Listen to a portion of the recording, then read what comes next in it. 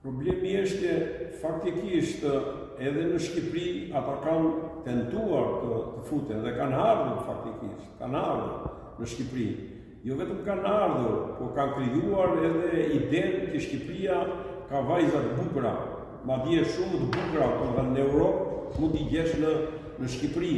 Edhe derisa e kanë patur një konstatim të tillë dhe derisa kanë bërë ulëmtime të tilla edhe kanë shkelur faktikisht në tokën shqiptare për këtë problem, nuk përjashtohet edhe një mundësi e tillë. Nuk flas për Bleona Matën, por flas në tërësinë edhe të rasteve të tjera të vajzave që nuk gjenden gjurmët e tyre.